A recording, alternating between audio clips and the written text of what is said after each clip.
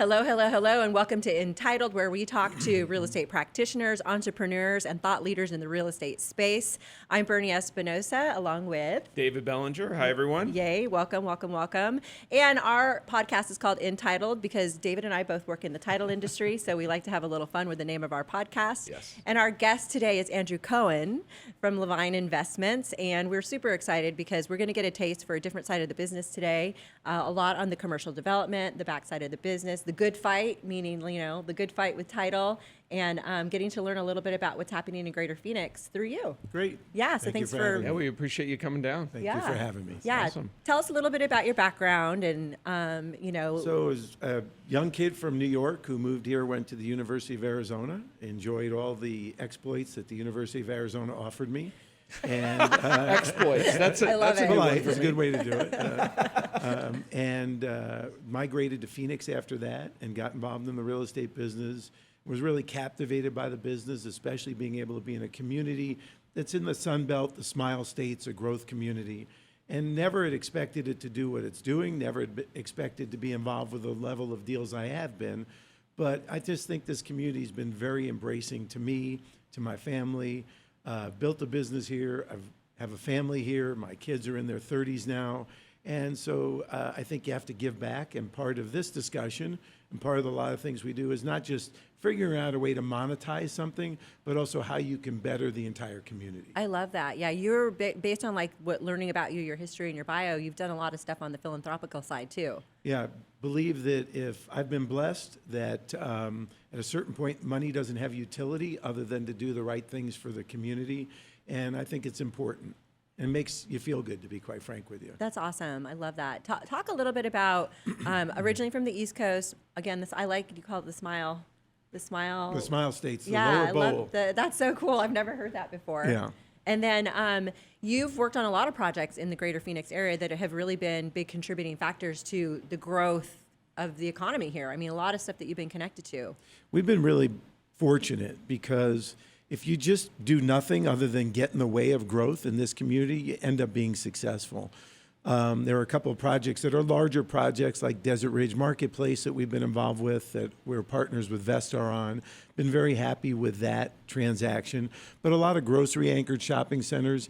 And again, if you can have the patience to buy something and wait for the growth to come to you, inevitably in this community, because of the way things are structured with freeways, infrastructure, eventually it comes to you and then it surpasses you. So if you think about Arizona in concentric circles, if you buy on the outside of the next circle, it's going to grow to you and then leapfrog over with another freeway, i.e. the 202, the 303, the 101, everything kind of grows to those and then eclipses them. So we've just been blessed with the ability to have the ability to wait and have time bring development to us. I love this concentric circles and leapfrogging. I mean, that's a great way to look at things because eventually all those circles end up, like you said, touching each other and overlapping and blending, right? And then we've crossed over into other aspects. We're involved with a water company down in Maricopa and in Buckeye. And if you think about it, water's a hot topic today. I would make the argument that we have plenty of water in our community. We have some really poor water policy that stops us from getting to that water. From a constraint standpoint, we really have a power problem. Water is a reliable, renewable, reusable resource. Power isn't. You can't reuse power. Right. All these lights in your studio, when that power has been used, it's gone. And so we really need to figure out how we're going to accommodate the future power needs going forward. That's a really, I think that's a very interesting perspective because I'm originally from California, and California has had and ongoing power issues. What do you think that looks like for like the Greater Phoenix grid, the state of Arizona? Like, is it a management issue? Is it how do you define supply when it comes to electricity? Right, and Well, you don't think about it, just like you just said. Yeah. I think there's a couple of different things. You have resources, and our power comes from multiple resources, some nuclear, coal, solar, a whole bunch of different, California, multiple states. But if you think about the power needs, how our needs have grown, the power grid has not really grown. There's been no new power generation created. Yeah. So at a certain point, you hit that, like a boat has got this line on the side of it, it's called a plimsoll line, and when the boat's been loaded too much. That water is below the line. It tells you stop. Yeah. Well, we're at the same point now with the power needs. And our power needs are almost eclipsing what we have available. So power has really become a commodity that can be monetized on a going forward basis, whether it's data storage or TSMC or all of these large users that are coming to the community now. I was just thinking about TSMC. To grow our tax base, right? All of these things are growing Arizona's tax base. And that's the important part. So whether it's by way of municipal interference from zoning and entitlement, whether it's by power and water constraints, there are these outside influences that are starting to limit our growth. And we need to have a much longer term perspective, right? What are we going to do in 2 years, 10 years, 15 years, 20 years, 30 years that are going to accommodate our needs here? Because Arizona, good times or bad times, grows. It either grows slow or grows fast. Yeah. Right now, our trajectory is pretty good and our growth has been pretty good. But we need to prepare for those future discussions on resources that are necessary for that growth. Well, and I actually have it written down here as you were talking. Are we keeping up with the growth right now? I mean, and compare that to, did we feel we were keeping up with it 15 years ago? I think like most discussions, politics ends up migrating their way into it. Mm-hmm. So political leaders, either party, let's just assume everybody's good people for the purpose of this discussion, don't think about long term. They think about short term vision. And again, success, whether it's through real estate holdings, whether it's through growth of communities, have to have a long term prospect. And I think that's what's missing in most of these conversations. Not what are we going to do in 2029 or 2032. What are we going to do in 2035, 40, 50? Right. And how are we going to have the resources necessary to allow for this continued growth? Right. It's crazy too, because there's so much inbound coming into our market, residentially, commercially, like different companies, the expansion. You know, you mentioned TSMC earlier. And I always thought that was a water issue. It's probably a power issue. I mean, it's a power issue. Yeah, that's crazy. It was just a transaction took place where the town of Buckeye and Queen Creek bought from a group of folks that control a lot of power out in the Harquahala Valley. They purchased a lot of water rights. Again, I would make the statement that we don't have a water resource issue. We have a water policy issue. Yeah. And if you really think about it, water in its context, whether it's this cup or I walk into Circle K or 7-Eleven and I buy it, our water is relatively cheap for your house and your consumption. We need to figure out how we can reuse that water. What is a reliable way to reuse the water so we can have the resources necessary for that growth, whether it's limiting farming, whether it's limiting landscaping. There are ways to do this. They've done it in Israel. They've done it in other places. So I think it's just taking a group of bright minds, put them together without political affiliation, and find the right thing for the community. Wow. Do you think this happens simultaneously, like in terms of the growth? Do things get stunted? Does everything just continue to move forward? I think things continue to move forward, again, but are they going to move forward in a faster pace? Everything comes down to reliance, in my view. Can you rely on government? Can you rely on a title company? Can you rely on that title company to be there for you when you have a claim in 3 years? Can you rely on the water? Can you rely on the sewer? Can you rely on the municipal interests to help you protect your asset, right? I'm a private property rights guy. Go get whatever entitlements you can, build what you can responsibly. The city should be able to rely on you to do what you say you're going to do, and you should be able to rely on the city. Unfortunately, there's a lot of breakdown on the reliance chain, as I call it. Mm-hmm. And that's where I think we're going to run into a problem. Interesting. Wow, reliance. Right? That's so relevant. Well, and you know, like you said, all the issues, you know, the power, the water, and everything. Nobody sees it an issue until there's a problem, right? That's right. Well, what do you mean my toilet didn't flush? Well, hold on. You know, big picture, do you know what's going on here? That's like two major essentials, electricity and water, and yet at the same time, I just feel like there's this fast fury of people and companies wanting to relocate out here and or just start in Arizona. Again, we have a really unique place in the growth chain. Arizona, great place to live. young community, bright people. I don't want to say affordable because nothing's affordable today, but I think Yeah. there are prospects to Well said. more affordability. But I just think we sit in such a unique position. We're getting a lot of money from the federal government coming here right now with the CHIPS Act. TSMC, the commitments that they've made, the suppliers that they have, the data storage folks that want to be on the heels of that. And then just think about our own transition. Take your own personal computer. It used to be X big, now it's X minus, and Yeah. they're shrinking, right?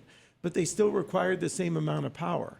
So if you think about now you could put 4 of them next to each other, you need 4 times the amount of power that you did before for the same space. Well, yeah, Never even because they're thought of easier that. to have more. So now you need to think about what spaces we have, where we sit in line of use of power, and how we're going to need to adjust our power needs based upon technology, based upon our growth, based upon everything that's going on in this community. I mean, again, we're really blessed. Am We I are, wrong to I think agree. that some of it is even like city code when they're building? I know one of the more recent offices we built from the ground up, it was the city code.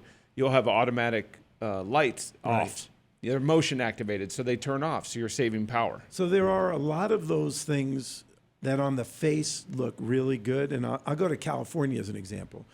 If you want to build something in California, you got to use low flow toilets, Yes. low Yeah. flow Yep. shower heads. So what do? You stand in the shower 10 minutes longer, or you flush the toilet Yeah. 3 times.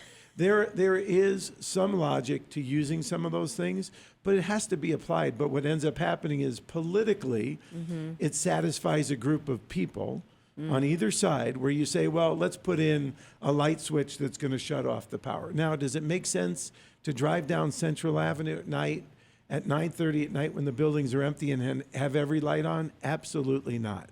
Are there different ways to do it? Absolutely. I'm not smart enough to figure those out, but there are mechanisms to do that kind of stuff. Wow. Do you think that Arizona will kind of go California style with rolling brownouts and like scheduled electricity outages? I would hope not. I Yeah. would think that leadership, resources can come to conclusions very different. That those to me are emergency stopgaps. To Yeah. deny people the right to have use of power is an emergency stopgap. I would hope we wouldn't get in the situation where we would have to do such a thing. I would hope we would have better, have better planning, solutions in better place. planning, better leadership. Yeah, that's great.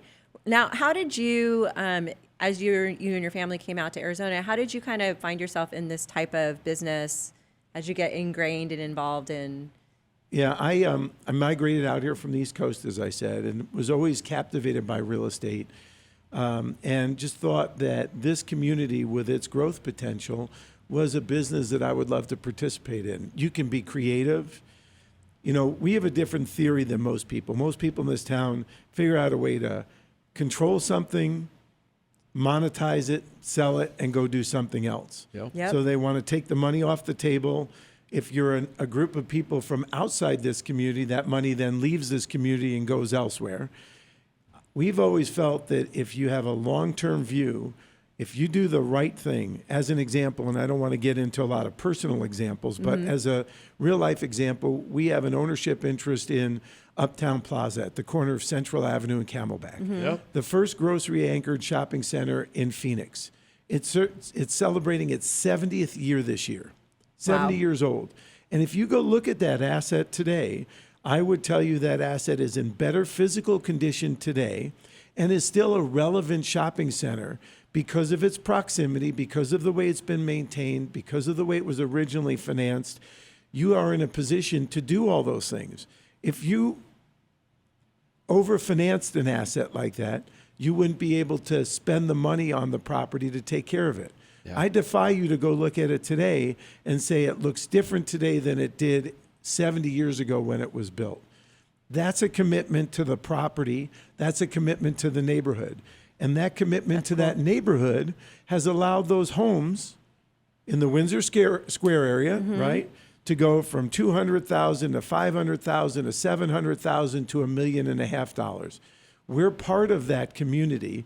We're part of that growth. That growth has also allowed us to profit from where we're at. So it's a very organic discussion. It's not about just taking money off the table and going elsewhere with it.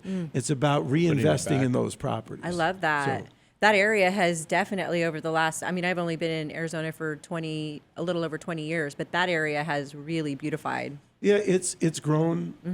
There's a significant amount of apartments coming in that area, whether it's 7th Avenue, Central Avenue, 7th Street, south of Camelback down to Indian School, if you look at that. So those are all customers, right? We have to be mindful of who's my customer.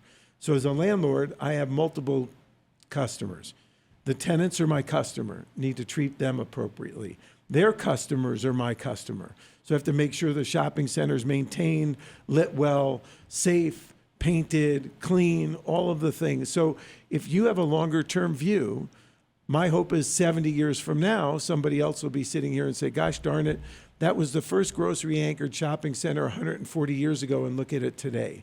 There's no reason Yeah. why it can't last. That's right. Well, and the whole area reinvents itself Yeah. until That's right. people want to be here. There's a positive gentrification to an Yep, area, yep, and yep, there yep. are negative gentrifications Yes. to areas. Yep. I would make the argument that Uptown Plaza's had a positive gentrification. But if you look right across the street, there was one East Camelback, former office building.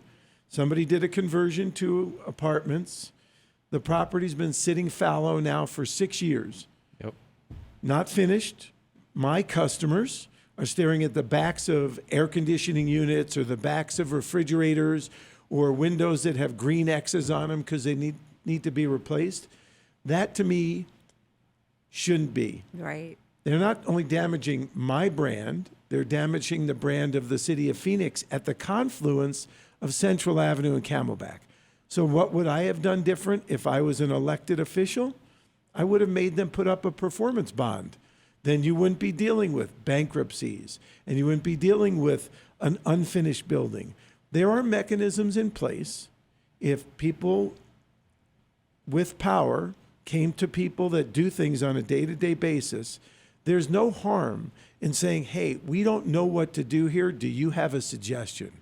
Now, we have assets from Portland, Maine to Portland, Oregon, from the east coast of Florida to the west coast of Carlsbad, California, Wow. and everywhere in between. Wow. I deal with municipalities all across the country. Not once has an elected official come to me and said, hey, Andrew, who's doing it well? Hey, Andrew, Wow. who's doing it poorly? How do we rate with all the things that you see? Again, it comes down to that reliance. I view my role as part of the community, not as a leader, but part of the community, in giving back, i.e., we were talking about before this, Right. the solution with Tempe and the city of Yeah. Phoenix and Right. that and mediating that dispute, or the dispute between the Diamondbacks and Maricopa County on the stadium Yeah. lease. Those things, right, didn't require a legal conclusion. They didn't require municipal intervention. They required a business solution. And that business solution is what came to resolution. More of that needs to take place, in my Wow. opinion. Walk us through that a little bit with Maricopa County and the Diamondbacks, and then with the city of Tempe and the city of Phoenix. How did you find yourself involved in either of those scenarios? Let's focus on the most recent one, which Okay. was the solution between the two cities of Tempe and Phoenix. There was an old-aged intergovernmental agreement between the city of Phoenix and the city of Tempe on how growth would take place in and around the airport. And recently, there was a transaction contemplated with the Coyotes that wanted to domicile in Tempe. Yep. And the city of Phoenix kind of got involved and said, no, we don't want that there because of this old intergovernmental agreement. Tempe took umbrage with that, and there was a dispute. This dispute's been going on in excess of 20 years Wow. on how Tempe, who is basically a landlocked community except for a small piece in and around the airport, would be able to develop their property, and the city of Phoenix, how the airport would infect that intergovernmental agreement. I was blessed many years ago to be asked to sit on the Aviation Advisory Board, which helps adjudicate and pass matters on how the city of Phoenix operates Sky Harbor, which is probably the largest asset that this community has. is one of the only city assets that actually takes money it makes and sends it back down to Phoenix, as opposed to City Hall sending money back to them. And when this dispute came up, I was asked by the airport, because of my knowledge of Tempe and our involvement with the State Farm campus in downtown Tempe, which we have an ownership in, and my involvement with the airport, to say, hey, do you mind looking at this and having a discussion? And then they had been in multiple discussions, spending a lot of money with lawyers, going back and forth. And I said, why don't we take a shot at trying to mediate this dispute? And so what we did is we sat down with the city manager of both cities, the gentleman that runs the airport, Chad Makowski, with the mayors, both mayors' involvement, and in 3 mediation sessions with really hard work put into it by the city staff and the elected officials, we came up with a settlement that I would argue was better for both parties, even if they had gone to court and were adjudicated the winner through the court process.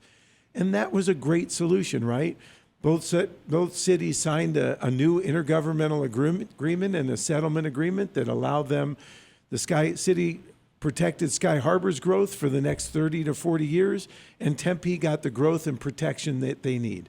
A great solution, saving taxpayer money, saving this irritation, because it's all great to say that you won a case or you lost a case, but the impact it has on your organization and the impact it has on relationships going forward, I don't think people put enough value in what that is. That's a refreshing perspective, that's for sure, because I feel like everything is always so litigious. Like, people are eager to get a lawyer, get into court, like, go through the process. You know, lawyers serve a great purpose, and I have a high regard for them. I do bar association mediations for the bar association to try to get them resolved from a business perspective. I sit on a 3-panel arbitration board. But before we arbitrate those cases, and I seem to get assigned some of the most finicky ones, I always sit down with the parties and say, look, this is your last chance to control your destiny. I would like to try to mediate these disputes before we arbitrate them. And I will tell you, in the past 4 years, I have not had one that we haven't been able to come to a business solution, because we have read everything, ready to arbitrate the matter. But I think when you can put people in a room and you can have them be heard, which is what most people want, and you can apply logic and some law, because I'm a layperson, I'm not a lawyer. The other 2 people on the panel are lawyers. I find that you can get a really good solution with that approach to things. And we've been very fortunate and successful to do that. Well, you just said, I mean, the dispute between, Tempe and the airport and everything, within three meetings, you guys were able to come to a conclusion, yet it had been an issue for how long? 20 years? plus years. A couple decades. So, I mean, that's just, it's case in point, right? And hundreds of thousands of dollars of legal fees spent. Yeah. Also, being able to protect each municipality's interest to develop property inside of their own city without the other interfering. And you have to remember that the mayor of Phoenix at the press conference said something was really interesting. She said, when you interfere with people's sleep by way of airports and noise, it becomes a very passionate thing. So you have all these disparate groups that you have to accommodate. You have citizenry, which is the most important in my opinion, making sure you're doing the right thing for the citizens. For the people. Number 2, city staff, which are all very well-meaning people, overworked in a lot of cases. And then you have their bosses, which I believe are the citizens, but are the elected officials, which sometimes want to take a challenge and use it for political efficiency. And I strip out the political efficiencies, because I don't care if you win your next election, because there is going to be a mayor there, regardless if you win or you lose, regardless if you're termed out. I don't discount what their needs are, because they all bring to bear a lot of very important things that I don't see as just a citizen, but I don't make that the priority. Oftentimes, political efficiencies become priorities, and I'm not going to participate in that. Well, and it's term related too, right? You That's said true. earlier, right? We need to start looking at 2035, 2040. That's right. When Right. someone comes in, like you said, regardless of the party, most of the time you're looking at 4 years. That's right. So that's as far forward Yeah. as they're going to look, right? There's so much like thought that goes into how you show up in these scenarios to be aware of what dynamics might be playing and to be able to pick up on that and make sure that you're staying on your thought track for what's best for the cause as opposed to, falling pitfall to people's political agendas. Yeah, so there's a lot to that. Yeah. But, sometimes, and I don't want to talk about me, but sometimes when people are super prepared, they come across as arrogant, and people shouldn't misinterpret being prepared for arrogance. I always turn that the other way, kind of around, and say, well, you may view me as arrogant because you're not prepared, so you want to invoke that on me.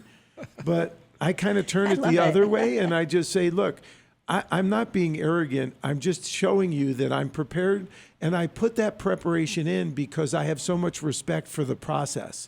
I don't think most people have a lot of respect for the process, so they don't want to prepare. They send an email. To me, you're not, pardon my foul language, you're not doing Go for it. shit Yeah. if you send an email. It doesn't mean anything to Yeah. me. I want to know you've read everything. And that's where I think, full circle back to the title company business, people view title companies kind of differently than I do. I view them as a partner. Love it. Most people view them as an obstacle to getting a transaction done, right? Right. I don't. I believe you've got to prepare a property for sale, just like and let's take it to the most basic level. If you want to sell your house, you're going to paint your house, you're going to cut your lawn, you're going to clean it, right? Well, when you're going to sell a piece of commercial property, you should prepare it. You should have run a title report before you go to sale. You should clean up all those items. You should make the title officer know, hey, I have these mechanics liens issues that are going to surface, and how do you think we should deal with them? Because when a buyer comes to you with those issues, you immediately say, oh, the title company's a problem. God damn it, they're always interfering with my transaction. Yeah. Other way around, I view you should be doing the work. And we've been, again, very fortunate to have amazing access to escrow officers, title departments that have put us in a position to be able to have these discussions with them. Again, reliance. I need to be able to rely on them. And Billy Johnson can rely on me. If there's a title issue and I say, Billy, I want you to insure over that and around it, and I'll indemnify you from it, she can rely on the fact that we'll be there for that indemnification. It goes both ways. Yeah. True partnership. Yeah. Correct. And you're prepared. Like That's you right. put so much into the file, so to speak, that you'd bring to Billy. You've already done so much of your due diligence. We can also rely on you, like you just described. I mean, it's a very refreshing because I think a lot of people will just put things into transaction and be like, okay, my hands are clean of this now. Just let me know when my check's ready. Yeah, it's really funny when it comes down to commercial transactions, Yes. which are always negotiated documents, and there's always lawyers involved in negotiating what title company you're going to use and who you're going to use. We really have kind of a line drawn in the sand. Whereas only one or two escrow officers or one or two title companies that we will transact with, whether it's in this state or another state. And, Billy will refer us to correspondence in those other states. Yep. But it's really important because the title plants are all the same, right? The lawyers are all the same. Your corporate governance is all the same. I can pick up the phone and call your CEO, CFO, in-house lawyer, out of counsel lawyer. And I think it's really important and have a discussion about it. It's not a demand. It's not an edict. It's a discussion about this is why you can rely on it. You can issue that policy and I'll stand behind it for the following reason. I also don't blame you folks for not standing behind stuff with people you don't know. Right. Thank you for saying that because that's And kind that's of a different discussion. Yeah. But I also think it helps people see that we are working with people, not transactions. Right. And so when we have familiarity with who we've been doing business with and there is a track record there is something that we can rely on them for their performance in a transaction. It makes it different for us to be able to make hard decisions too. We also are in the lending business where we make loans to people, so we get lenders' policies through you folks. Again, another invaluable aspect of how we interact with the title company and the relationships that we have. And, we've had situations where we had to foreclose on something and somebody slid a deed of trust in between us and that borrower, and we make a deal with the title company and said, look, once I get paid back and I'm made whole, I'll subordinate the interest in the real property to you so you can get back whole again. But again, I think the title industry does a really poor job of explaining cases that are going on, how you've stepped up and defended title for people. The easiest part about insurance, property, auto, home, title insurance, is paying the premium. Yeah. The hardest part is about collecting. Yep. And most insurance companies, health insurance, your home insurance, collecting's a bitch, Yeah. Yeah. right? Yeah. It's a stiff arm. They draw Yeah. the line. And the part of that business, and as long as you know that's part of the business, part of that business is having to fight to collect. Yeah. We have never had to fight to collect on a title. It's really interesting, but you get lumped in because most people's interaction with insurance is either health insurance, home, or auto. Mm-hmm.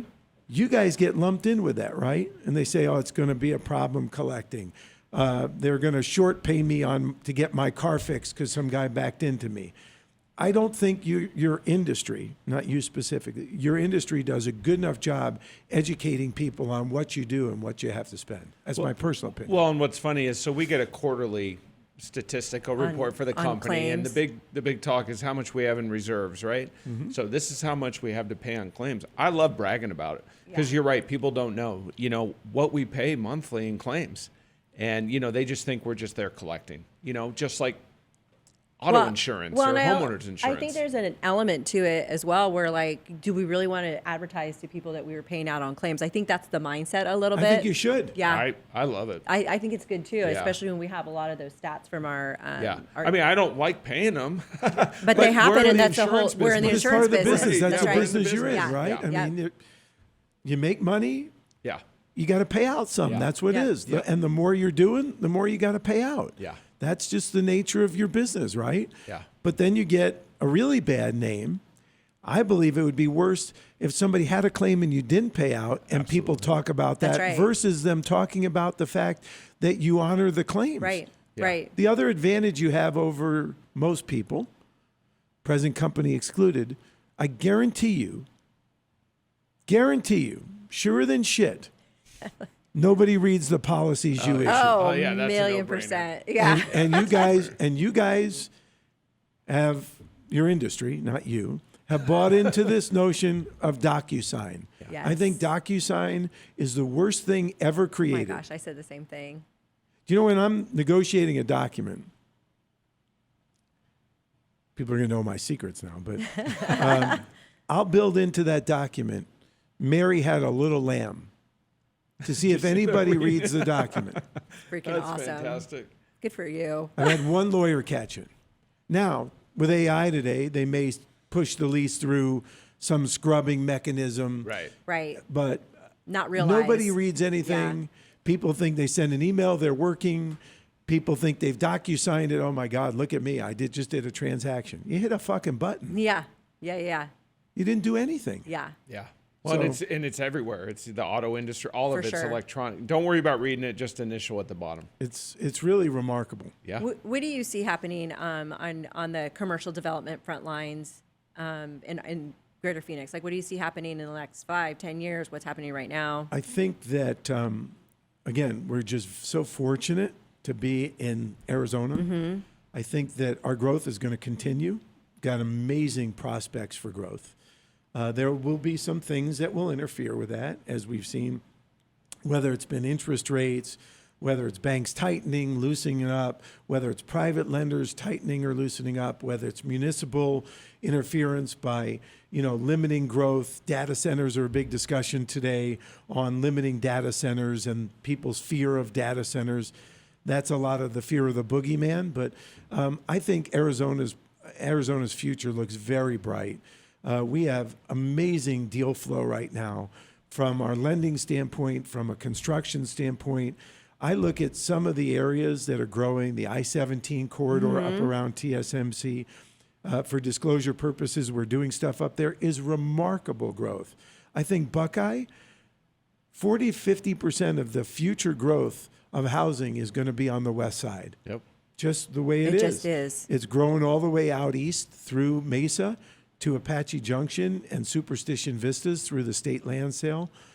Just think about how fortunate we are. Again, I keep using that word, that we have all of this state land that we can work through, right? And the new legislation of the state land being a 50% partner in all the increases of value, we're selling it and keeping it at the same time. And I think that we can sell our way out of responsibly. I don't say anything on a wholesale basis, just wholesale do everything. On a very responsible fashion, we can work our way through this state land, preserving and protecting open spaces, preserving and protecting the wildlife, preserving and protecting all the things that we all moved here for. The beauty of looking out your window and seeing green, looking out and seeing the mountain ranges, supporting the sheep, the shrimp, all of the things that need to be done, right? But our state land department is sitting on an asset that is unbelievable. Highlight a couple of areas to support this growth. We can work our way out of any deficit we have, any deficit, responsibly, not on a wholesale basis, responsibly. Do you believe that we are keeping up with the growth? So, Infrastructure, from gas stations to grocery stores to plazas to Desert Ridge type complexes everywhere? so if I wanted to be selfish, which I'm not, I would say stifle growth, right? That makes everything that I have involvement with or touch points worth that much more. Right. Right? Don't build any more. It makes what we have worth more. That's right. Right.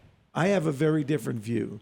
I think, going back to the boat analogy, rising tides lifts all boats. People are moving here. This town is growing. We need to support the TSMCs and what they're doing here, the Intels who have already been here, the growth of Sky Harbor, LG, all of the supporting the supporters that they're involved with. We sold a piece of property to a company called DSV. They're a third-party logistics company, a big supplier to Intel. If you talk to these people and you see the commitments that they have for this state and what's coming to this state, and they're just one of many. Right. It to me, and you can't forget about the rural communities at the same point, right? I have multiple discussions with attorneys generals and mayors and city managers, all very well-intended people. There's enough to go around in this entire community. Again, rural communities have a great future for growth in this town. Up north, right? 40 miles away, 50 miles away, 100 miles away. Buckeye, Maricopa, Coolidge, Casa Grande. Surprise is building out. Look what's going on in Peoria with the growth that's in Peoria. Right. Right? Yeah. The Queen Creek to Cave Creek analogy, right? You used to be, it used to be, you used to be looked at like you're the poor stepchild to certain areas. Yeah. You don't have that now, right? Each one of these communities have a purpose. Each one of these communities have a place. Each Carefree to Cave Creek analogy was something that would go on all the time. Carefree is the upper end. Everybody that's got money goes to Cave Creek, and all the people that live in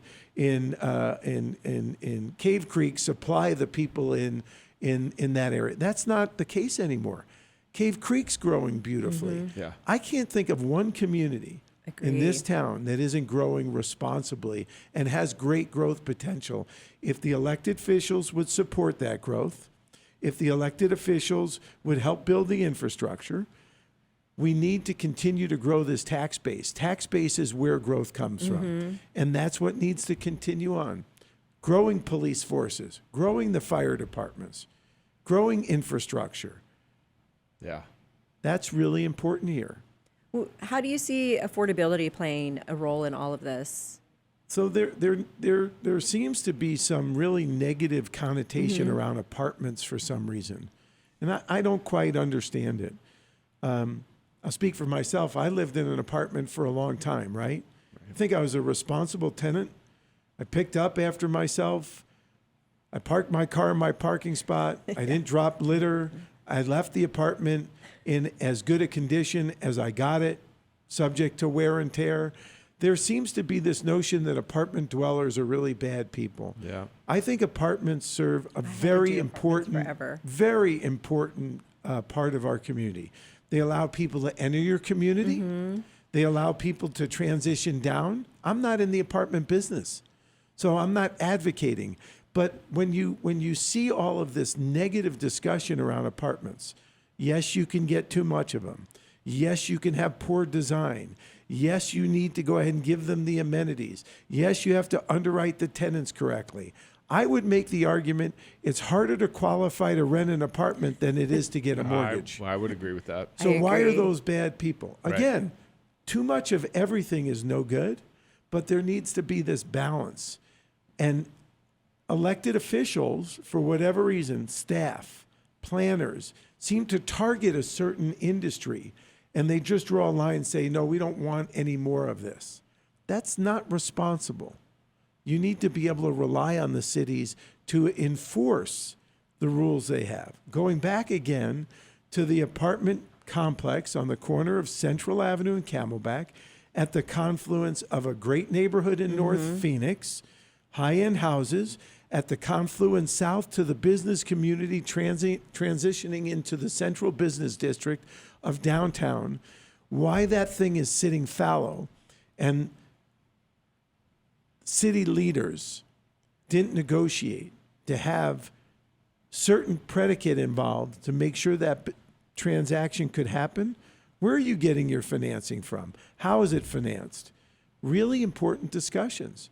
So I don't know what they need to worry about, and they don't know what I need to worry about. But we need to have a collaborative discussion. City managers, in my opinion, are the unheralded vehicles to success of every community. And it's really important to have really good relationships. Not that they're going to do anything for you that they wouldn't do for somebody else. Right. Giving a campaign contribution means nothing. If you're not acting responsibly, they should slam the door in your face. But if you've been doing the right thing for 20 years, they should be able to rely on you when you come in and say, this is what I want to do. This is what I want to do it. This is how I expect to do it. This is the benefits to your community. Now tell me why I shouldn't do this or I should do it differently. That's the difference. It's funny. I powerful. drive by Central and Camelback every day. Yeah. One East Camelback. Obviously, Yeah. the Henry being added that Right. helps That's the right. complex, That was- right? But you're right. The office building, I just thought, wow, they're just having trouble getting contractors. I mean, what are we doing here? Let's finish this thing. I know. And then the insight, your education is just a completely different. It's a whole Yeah. different view of it. Yeah. So you talk about Uptown Plaza, which is probably one of my favorite assets that we have. I love that plaza. So just think about the evolution of the corner, right? Applebee's was on that corner for a long time. for a long time. Great tenant, good people, no issues, not blemishing the brand. But the brand has slowly over a period of time evolved. The area has evolved and transitioned, in my opinion, past the brand. So however we got control of the corner, which was a longer discussion we can have another time, we went ahead and had a whole bunch of people that wanted to lease that corner from us. We felt the brand of Sam Fox's Henry, which I was involved in the first Henry at 44th Street in Camelback. I saw what that brand did for the neighborhood. There was a lot of angst about putting a restaurant in that space next to residential at the time. Now you look back and you have a view of how that Henry at 44th and Camelback was a placemaker for the neighborhood and became a neighborhood asset. So we thought the same thing could happen at the corner of Central and Camelback by making a deal with Fox Restaurant Concepts or Cheesecake, whoever Yeah. it was at the time. And we are so pleased that through the collaborative efforts of design guidelines, we were able to get that execution of that building on that corner.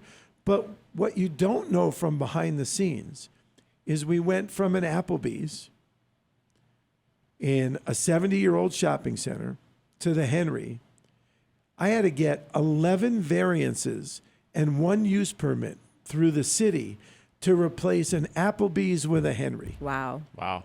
So, Wow. so if you just now strip out, right, that it's a building for a building, you wouldn't really appreciate the level of energy and effort it took to get 11 variances and a use permit to go from an 80s vintage building to a 2025 vintage building, from an old brand to a new brand, from old signage to new signage, right?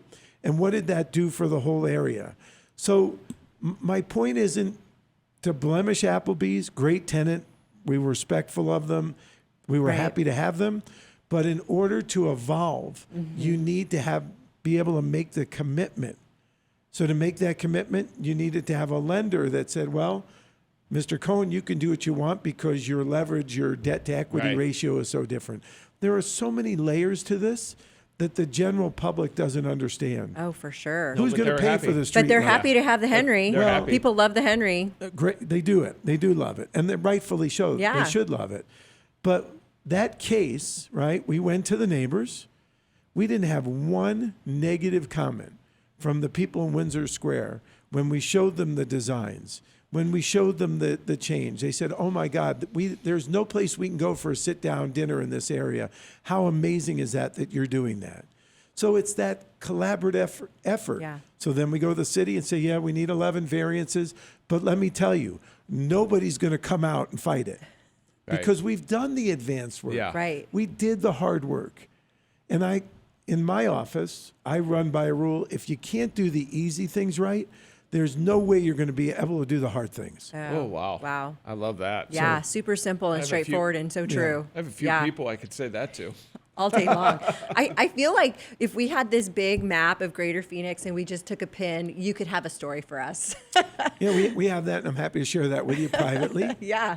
I mean, your knowledge of everything we see happening in the Valley, and just to be able to kind of focus in on just that Uptown Plaza is really cool because, to your point, people enjoy this beautiful building and how there's this evolution. And I love that you use the word evolution because that's really what it is. It's this evolution. It's getting modernized and it's becoming more and more neighborly. And you're having that community factor and the fact that you went and you had everything ready to show everybody, but you're a member of the community just as much as you're part of the development. It's really hard today. The development business is a tough business, and you have to have sharp elbows, and you have to have what I call your own charm. Some people don't like my approach, and that's okay. I'm fine with it.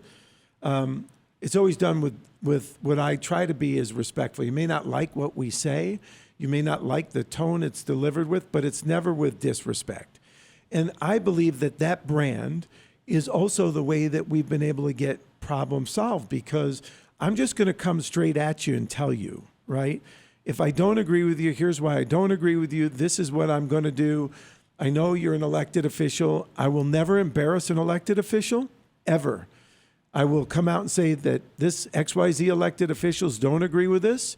We are going against them, and I want you to know why. But it's a very difficult business, and you have all these disparate groups today that come out. And you got people that just fight for the purpose of fighting, right? Just to do so. Just to do so, right? No growth. And I am a responsible growth. I am not a no anything. I think everything in moderation is okay. Everything. Every city should have every use in it someplace.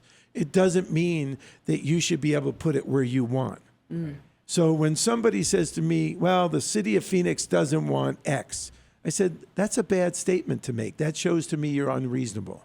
The city of Phoenix may not want X here, but Right. it belongs over here. Yeah. And where you get into a problem is where people try to force certain uses in areas they don't belong. And that's where we end up running into a problem. And we'll go to head with people. It's not fun. It's a very hard business. But it's one that I think if you put the time and energy in, if you prepare for your homework, the old adage, prior planning avoids piss poor performance. If you Haven't can heard do that in that, so long. right? If you can do that, you should end up having a good result. That's amazing. That's love it. awesome. Yeah. I love it. This has been fantastic to have you come and share just a different perspective for us in the space of the Greater Phoenix marketplace. And just, you've been, fantastic partner to us at Lawyers and to Billy. And so this has been a She's treat. great.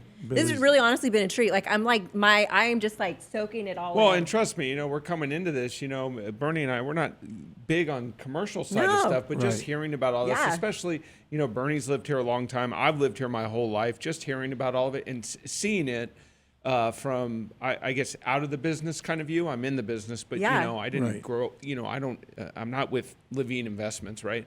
I love hearing it. I 'Cause mean, I've seen it. Thank I've goodness seen it wasn't the Chili's on the corner. Well, It no, was I Applebee's, was already going thankfully. to say it shouldn't have gone from Applebee's to Chili's, so in steps, right?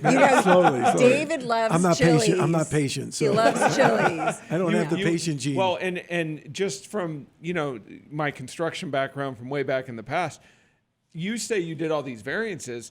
All I saw was a building get torn down That's and right. a new one And put it- up in in a record minute, time, in a as far as I can nanosecond, remember. yeah. What was 11 4 months. 11 months total. It Front didn't to even back. Yeah. seem like 11 months, but I'm also looking at a building that's Right. been there Yeah. for 6 years that's not done. Yeah. So I mean, I think it's just really cool to get this snippet from you, because as you drive around, and we're out and about all the time, and we work in the space, to see these like buildings, and you kind of go, oh, what's going on behind the scenes there? And you see construction company, or you see the signage outside. But listening to you today, sharing all the layers, and not just like the creative side of it, but the politics side of Yes. things, the city side of things, the people you have to have the sharp elbows with. Like, Sometimes. it's very, I mean, it's pretty, what you're doing is fascinating So work. there's two things I'll leave you with. Number one, I wouldn't be here if Billy didn't ask me to. Yay. Number one. Thanks, 'cause I Billy. have a high regard for Billy. And all the people in her office are just unbelievable.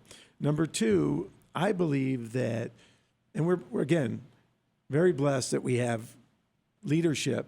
I believe we have to be our own cheerleader. Everybody that has been in a position of authority has touched the growth of this community, its future growth, major league sports teams, which are here, which are a very big part of, and we can talk about that another time, very big part of the Arizona landscape. Governors, chiefs of staffs, mayors, city managers, county board of supervisors, court system, all of those things, right? I believe that we all have a duty to be out in the market telling people what's here, how these things get resolved. Because then what do? You induce people to come here instead of getting phone calls from all my friends on Wall Street saying, God damn it, Andrew, you're not going to be able to flush your toilet. You got no water there. and turning it around and using it as an opportunity to cheerlead. Yeah. And some elected officials are really Well good put. at cheerleading. And I chastise some of them before, say, take that victory you have and go tell people about it. Leave the state. You shouldn't be here. Go tell people elsewhere. Invite people into your home. Let them see. Have somebody call me and say, go for dinner with XYZ person that's in the community. Get their take of it. That's great. That to me is how we grow this community. That's to me how we grow your business, which is important too, right? That's why we're Yeah. here. But how we grow our tax base. That's how we build a responsible community, and we get people here that will help grow and be the future leaders and future growers of this community. So thank you very much. Fantastic. Really well Yeah. said. This has been great conversation. Wow. Thank you very much. You're yeah. welcome. Andrew, What we is- really appreciate What it. can we do for you? Any Not way a to thing. support Let you? me leave and don't tell anybody I was here. That was Okay, perfect. perfect. Yay. Does that work? Well, I Well, hope you people heard it find here out that you were first. here for our. We're going to air this episode. It's going to be all blurred out. It's going to be on the Black Dog channel. Yeah, yeah. That'd be Anyways, perfect. thank you so much, Thank you. Andrew. Appreciate it. Thank you. Thanks for tuning in. Bye, Thanks so everyone. much. See you Thank next you. one.